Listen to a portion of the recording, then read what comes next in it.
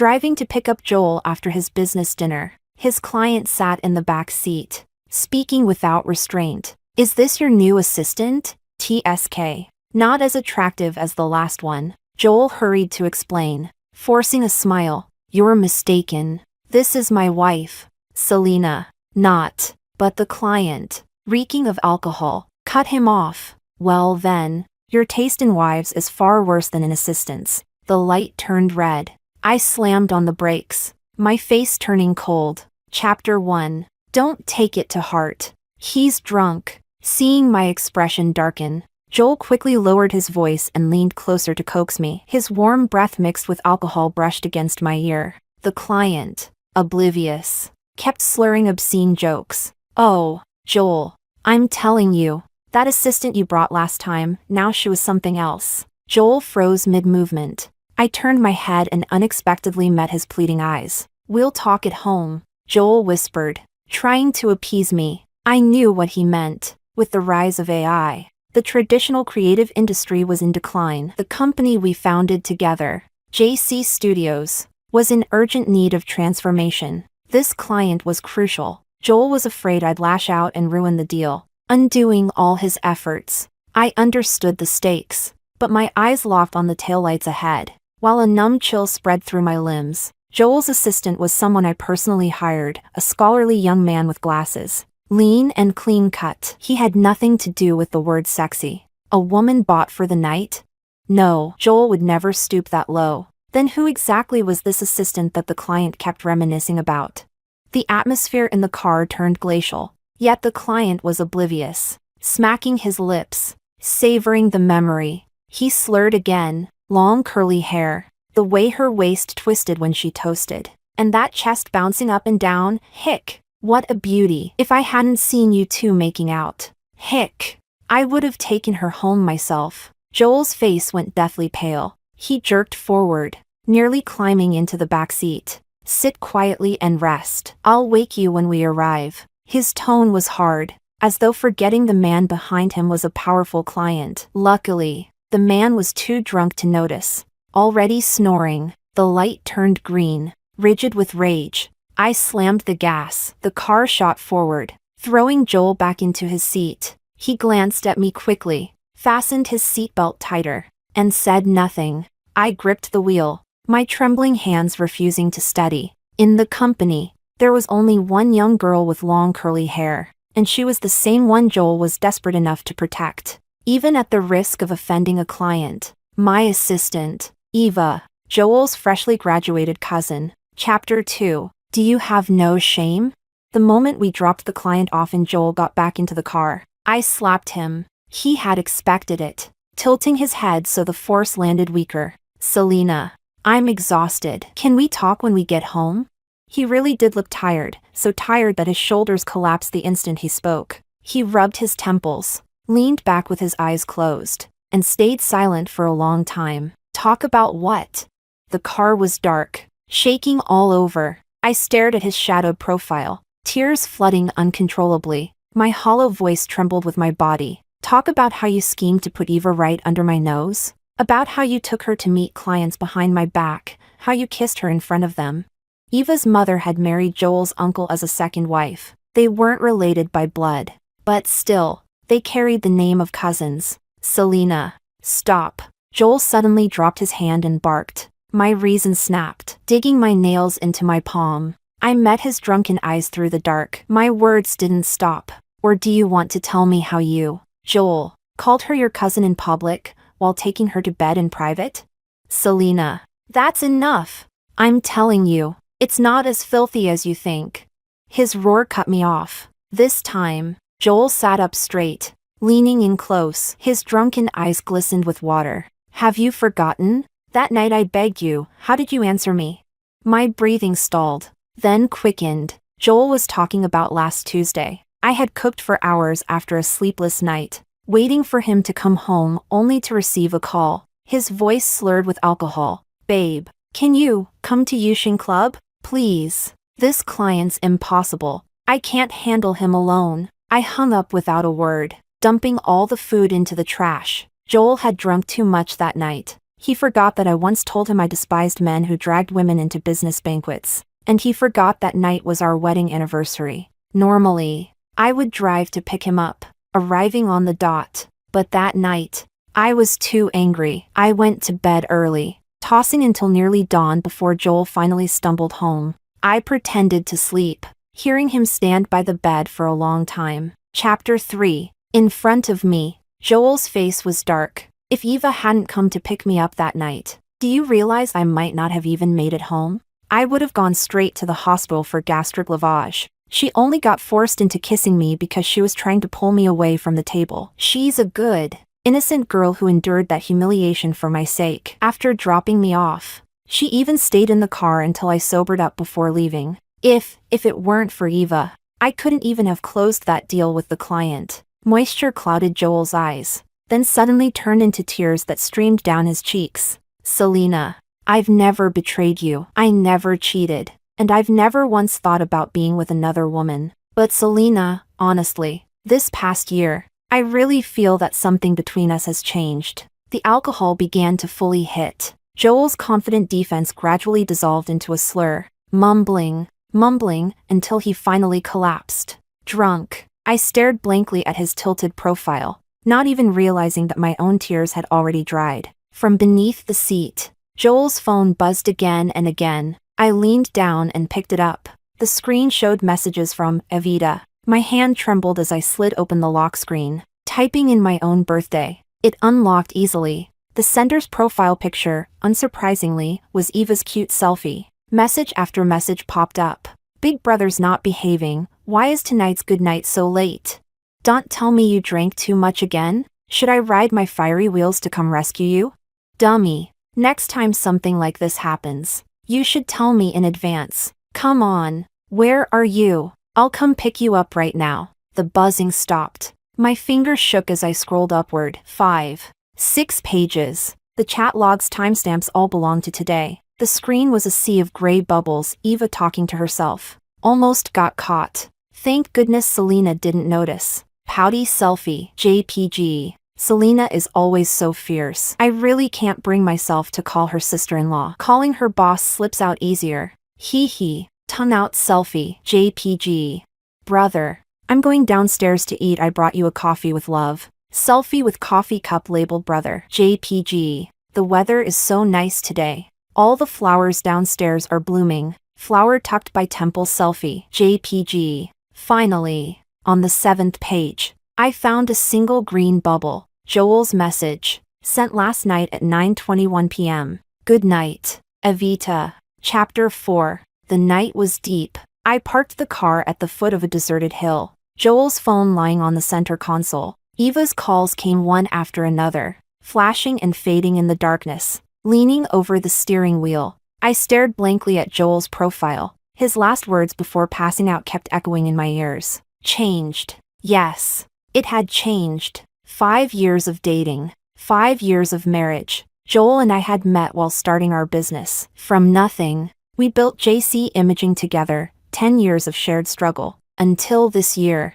when arguments began to erupt over and over. The rise of AI shattered our main business model. Competitors collapsed one after another. Employees left in droves. In this life or death struggle, I knew exactly how hard Joel had worked. I had driven countless late nights to pick him up from drinking sessions and take him straight to the hospital. I had spent countless sleepless nights hunched over the computer, drafting partnership proposals for clients that weren't even half secured. I pitied Joel, and I saw the reality earlier than he did. I had suggested many times we sell the company and move to a new field, but Joel refused. Selena, the company is like our child. You and I raised it together. How can I just abandon it?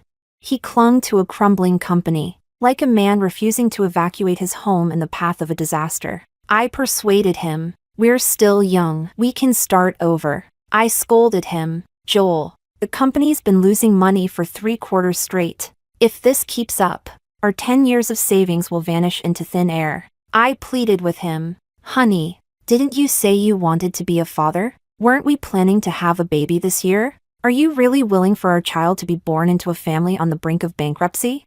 But he wouldn't budge. When I brought up children, his face went cold. His jaw locked. Selena, We already have a child. Until JC turns around, we're not having another one. To prove his resolve, he even carried his quilt into another room. I was furious and amused, coaxing him for hours before he finally came back. The pressure in my chest was suffocating. I exhaled long and hard, lowering the window. I lit a cigarette. The smoke curled away into the night breeze. I glanced at Joel, asleep beside me. He resented me, but I hadn't been idle either. Today marked my 6th consecutive night of overtime at the office. The proposal I'd revised again and again, the one I delivered, had the name of today's automotive executive stamped across the top. Before this week, before last Tuesday, I had worked 15 straight days to complete another version of the very same proposal. Through action, I had supported Joel's refusal to give up,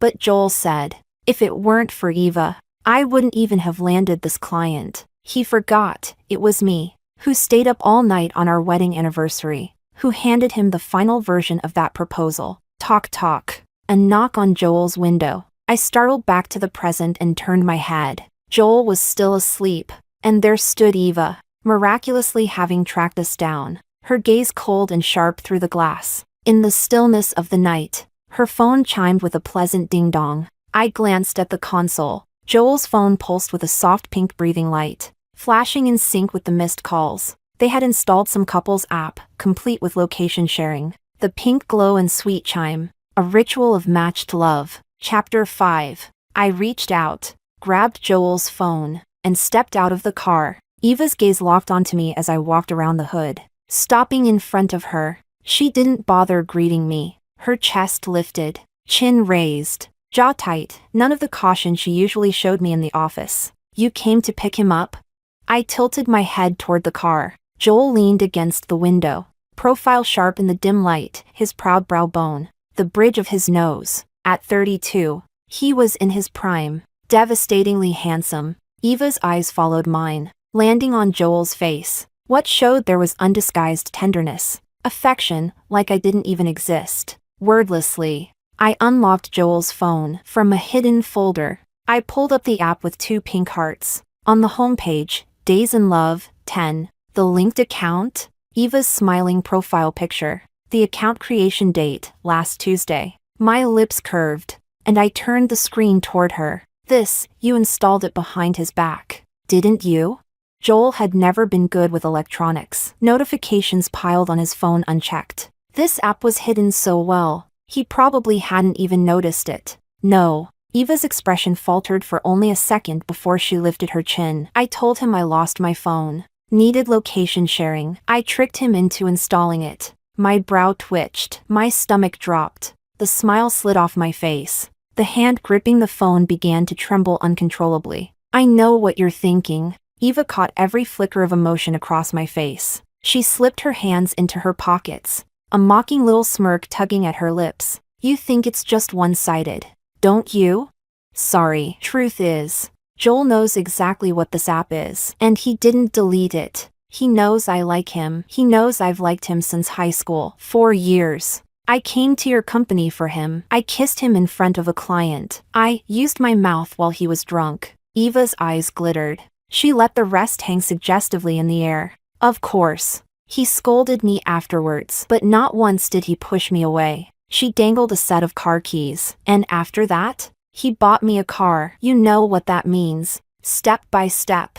She closed the gap until she was right before me. I looked down at her, young, beautiful, eyes brimming with ambition and defiance. Her lips curved, flashing a sharp little tiger tooth in challenge. It means whenever I want to, I can go further, because Joel allows it. Chapter 6. I thought I'd be furious. I thought I'd slap her, twice, drag Joel out of the passenger seat, and tell her to take his drunken self and get lost. But I didn't. I stood steady, staring into Eva's smug, gleaming eyes. The fog in my mind thinned with the night breeze. And yet, one question still gnawed at me. Joel had no reason to lie to me. As I knew him, he'd never stoop so low. And then, click, the car door opened. Selena? We're not at home? Where are we?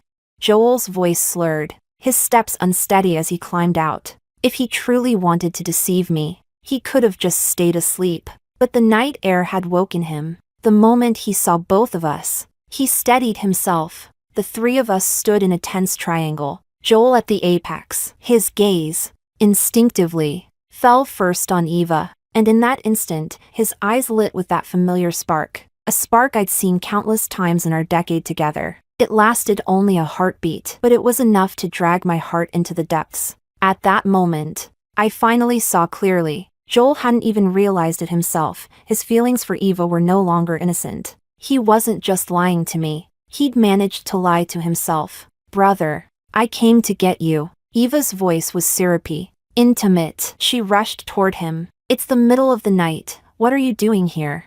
Joel looked around in confusion, but as Eva reached him, his arms opened on reflex. Eva slipped into them naturally, giving him a playful tap.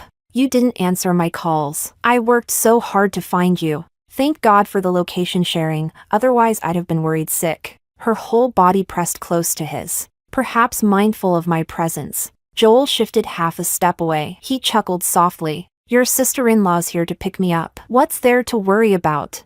But you, young girl, in the middle of the night, shouldn't you be sleeping instead of running around?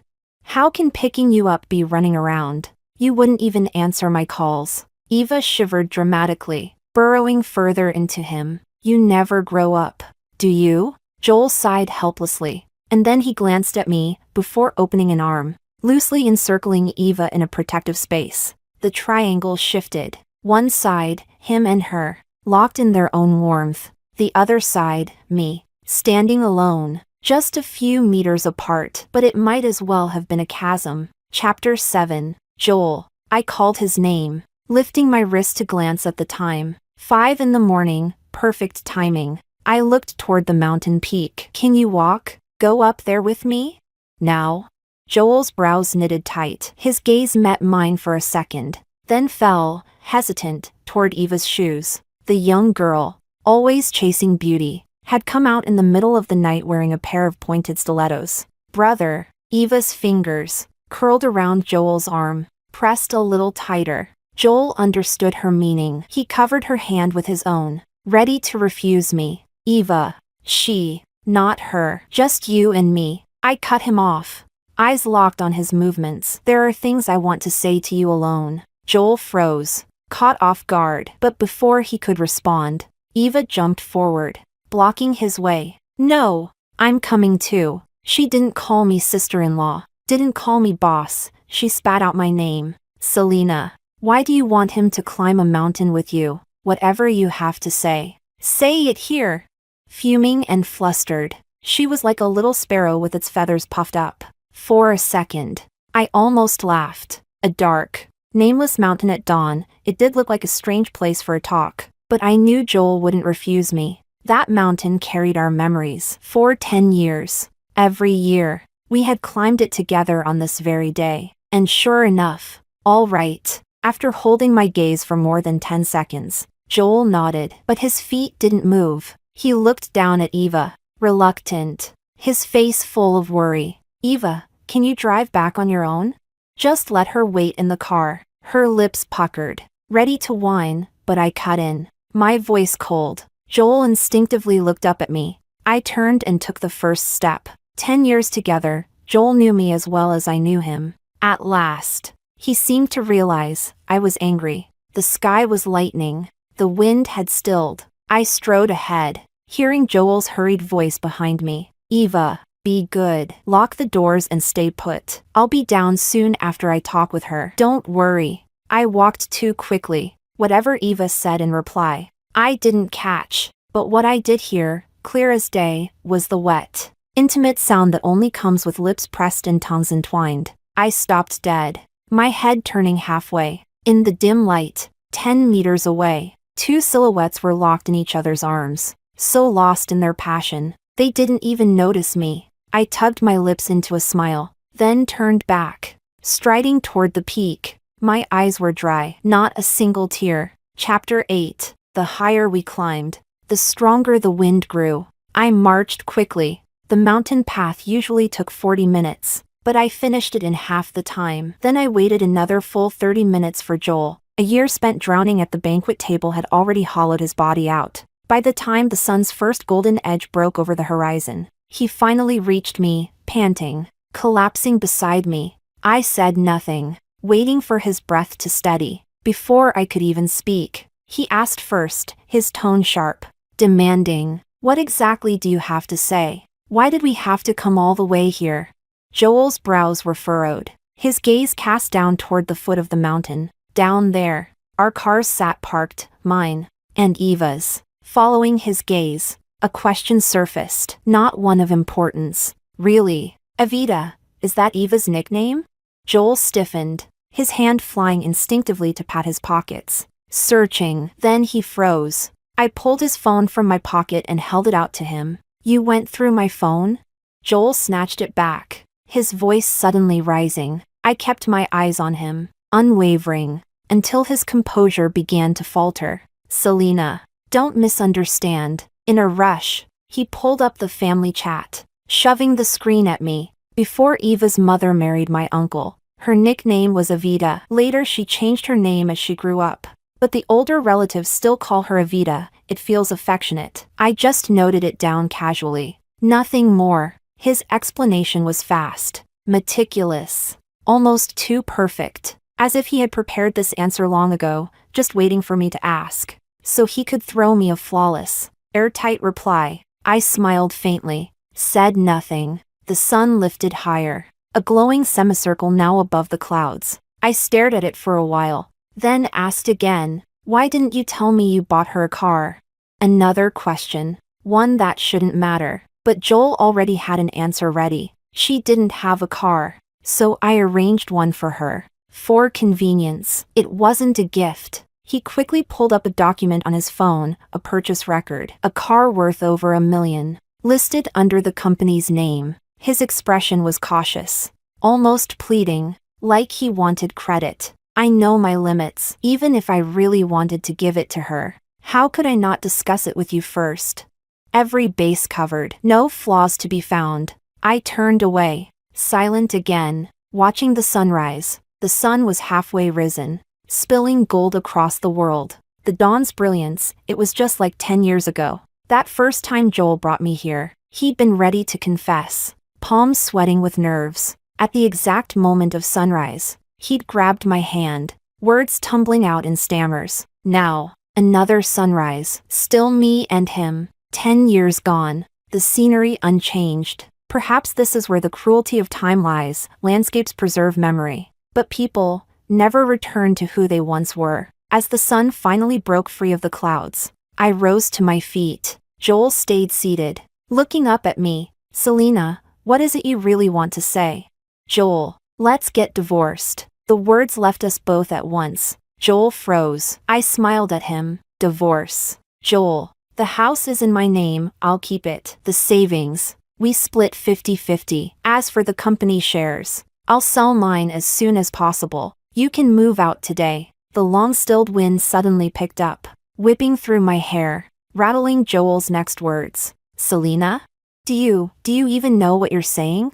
Chapter 9. Love and marriage are like a train and its tracks. Once the train derails, there's no way back. That was what I realized as I climbed the mountain. Once you understand that, the decision becomes easy. "Joel." I lowered my gaze, looking at the man whose eyes were bloodshot and rimmed with red. 10 years together, and this was the first time I examined him like this, like an outsider. "I know very well. I am clear-headed. But I want to ask you, do you even know what you're doing?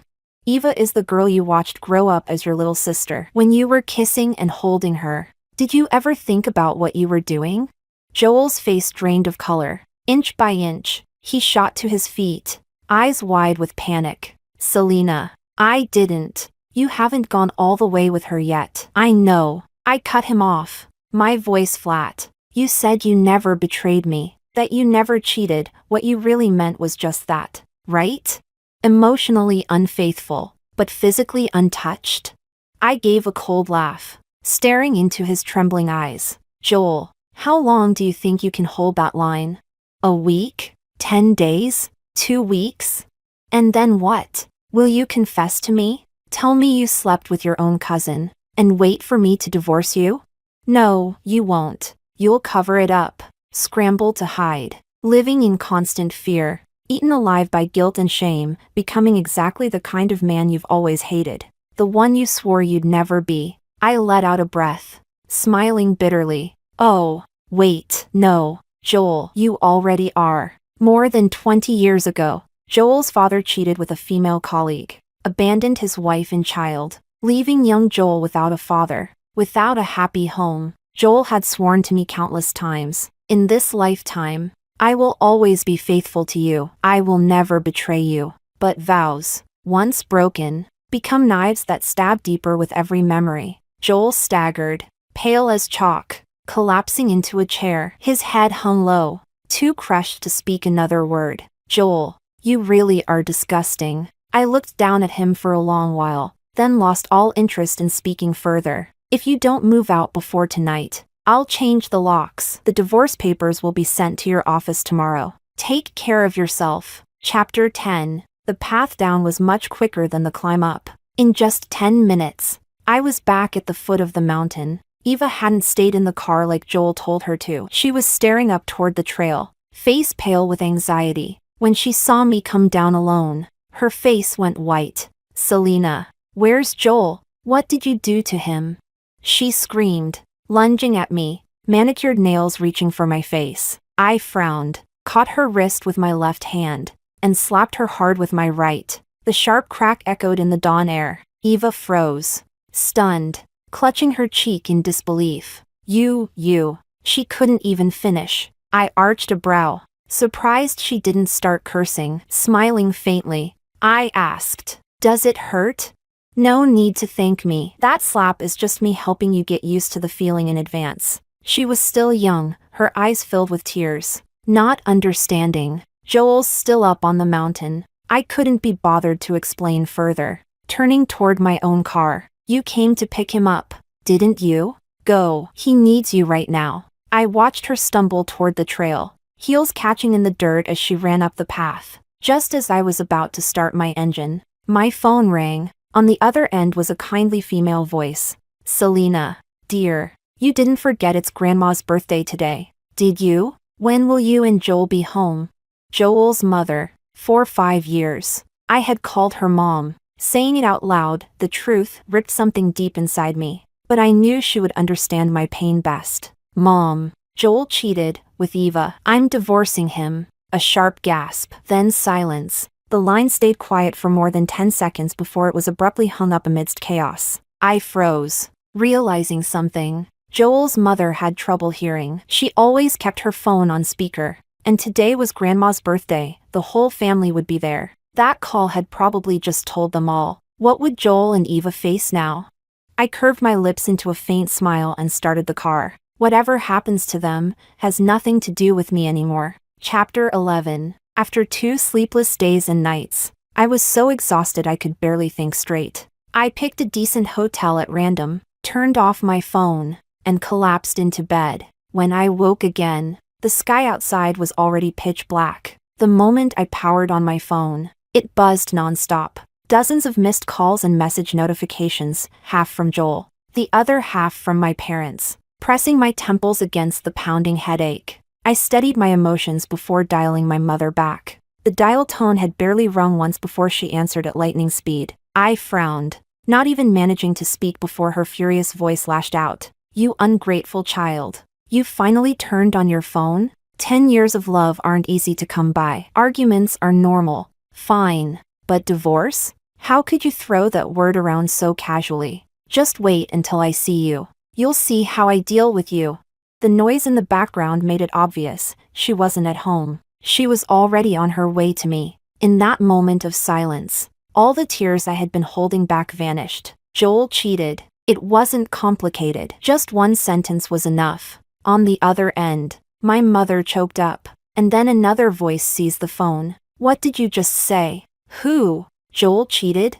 My father's furious voice roared. I knew it! That bastard sounded guilty as hell on the phone earlier. How dare he? Who gave him the courage to treat my daughter like this? Tell him to wash his neck clean and wait for me. I'll show him what's what. Sweetheart. My mother snatched the phone back, her voice trembling, breaking into sobs. Don't be afraid. Your dad and I are on our way. We'll be there tonight. Don't cry. You're not alone. We're here. We're here with you." Her words were disjointed, incoherent, but every syllable was heavy with worry. My eyes brimmed with tears again. I wanted to laugh softly and reassure her. "Don't worry. I'm fine." But my throat tightened too much to speak. When I finally hung up, I broke down in sobs. I wept for being middle-aged, yet still letting my parents worry over me. I wept for a love that had suddenly ended after 10 long years. I wept for all the years of devotion I'd given, for the time that could never be returned. But once the tears dried, I wiped my face clean. I still had a long, long life ahead of me. Chapter 12. After picking up my parents, we returned together to the home Joel and I had shared for 5 years. When the front door opened, I froze. The living room light was on. Joel, who should have already moved out, sat slumped on the sofa. "Selena." The moment the door opened, he shot to his feet, but when he saw who stood at the entrance, he shrank back before stepping forward. I frowned as I took in his face. His cheek was bruised and swollen, dark circles blooming under both eyes, as if he'd been beaten. My mother clicked her tongue softly and squeezed my hand. My father, who had fumed the whole way and sworn he would beat Joel until he crawled, now looked suddenly conflicted. "Dad, let me handle this." Joel, with that battered face, forced a pitiful smile and reached to take the suitcase my father was dragging. "Don't call me Dad. I'm not your father." My father let out a harsh snort and pulled the suitcase away. Joel's hand hung in the air before he shifted his gaze toward my mother. "Mom, don't call me Mom. I'm not your mother." She was even angrier than my father, rolling her eyes as she brushed past him, dragging my father straight inside. They had once adored Joel. Now, they couldn't turn their backs on him fast enough. I stood in the doorway, torn between tears and laughter. Joel lingered awkwardly before finally meeting my eyes. His lips trembled soundlessly for a long while. "Selena." At last he managed to speak, but tears spilled over instantly. "Selena." His voice broke into a whisper, his whole body shaking as he wept. His back hunched, and all he could repeat was my name, over and over. 10 years cannot be faked. I hated him for what he had done, yet I couldn't bear the sight of him like this. My gaze drifted to the wedding photo on the entryway table, and my chest felt crushed beneath a heavy stone. I forced myself to speak first, swallowing back tears that threatened to choke me. After a steadying breath, I continued. "Joel, I already made myself clear this morning. This is the end for us. You don't need to put on this act, and you don't need to look pitiful in front of me. After the divorce, you still have Eva." "No." Joel's head snapped up, eyes red and nose streaming. "I've already told Eva, it's impossible between us. She tried to kill herself, slit her wrists. She's in the hospital right now. My uncle. He couldn't go on." He dropped to his knees, sobbing, fists pounding his own skull. I closed my eyes. In Joel's fatherless childhood, his uncle had given him the love of a father, and though Eva was only a stepdaughter, his uncle had cherished her as his own child. "Joel, what you destroyed with your own hands was more than just our 10 years together." Chapter 13. This world is fair. In this life, one must always pay the price for their own mistakes. I believe Joel understands this truth. Otherwise, he wouldn't be unable to utter even a single "I'm sorry" or "forgive me." I don't know how much time passed before Joel finally stopped wailing. Half crouching, half kneeling before me, he remained in silence for a long time, like a monk lost in meditation. "Go." I lowered my gaze, looking at the crown of his head. "It's late. My parents traveled a long way. They should get some rest." Joel slowly lifted his face. His lips twitched, as if he wanted to give me a smile, yet it twisted into an even more sorrowful curve. "Selena, I really regret it." The moment those words came out, the tears he had just managed to stop began to pour down again. "Truly, Selena, I regret it so much. I hate myself for not controlling it. I knew it. I knew it was wrong." Crying bitterly, he shifted from a crouch to kneeling, wrapping his arms around my legs, knocking his forehead against my knees over and over. "I knew it was wrong. Why did I do it? How could I have done something like this?" The tears I had held back for so long burst out uncontrollably. "Yes. Why did you? Why did you throw away a good life just to disgust me? I kicked him away, then raised my hand and slapped him hard across the face. While he was still stunned, I struck him again with another slap. Joel, these 2 slaps, consider them the lesson my parents would have given you. From now on, we're even. I flung the door wide open and pointed outside. Now do me the favor of getting out. Until the day we sign the divorce papers. I don't want to see you again. Joel sat there in a daze, unmoving. You bastard. Get out! My father, who had probably overheard the whole thing, came charging out with a mop at the critical moment. I decisively turned away, leaving the battlefield to him, burning with righteous fury. When I washed my face in the bathroom and came back out, Joel had already been beaten and thrown out. Dad and Mom worked together, carefully taking down one by one the wedding photos of Joel and me from the wall. I stared at the abrupt white frames left behind, dazed for a moment. What are you thinking about? Mom leaned closer and hugged me. I curved my lips at her, then hugged her back. I was thinking, maybe we should put up some new frames on the wall, like a family portrait? Or maybe a couple's photo of you and Dad? Mom fixed her gaze on me for a long moment, and then her eyes lit up. All of them. All of them. She swung the rag in her hand, happily rushing off to find Dad. Tomorrow, hubby, tomorrow we'll go take pictures with our daughter. I quietly raised my hand to wipe away the sudden tears at the corner of my eyes. Outside, the night was deep, the moon shone bright, the sky clear, not a single cloud in sight. Tomorrow will definitely be a sunny day, perfect for taking pictures.